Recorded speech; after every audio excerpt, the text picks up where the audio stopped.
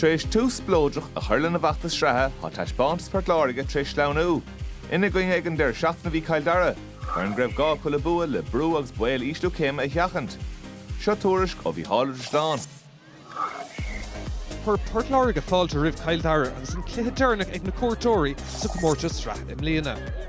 Doscail Hannah McGrath scóráil don bhór an áitiúil ar lá álan gríomhar i Barc Waterford ach fuair Cill Dara smacht ar an cluiche sin. Na dhá chúlín mar ó Molly Aspel agus Alana Prizeman a dhéann prab cos agus imar go mar. Agus le ham an ddridim chun deireadh, thug cic séir éasca ó Aoife Rattigan faras bar níos mó de Cill Dara agus an sin le cic amach uafása go Port Láirge bhí cúil éasca ag Ciara Wheeler.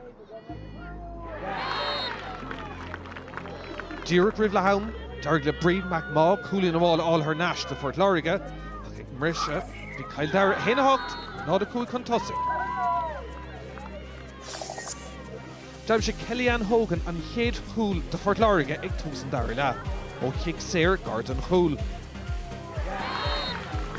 Bhí si ar chlár na scór gard in dhéag sin a ríis le cúlín má heile agus an bhearna gcuirithe a ríist Port Láirge.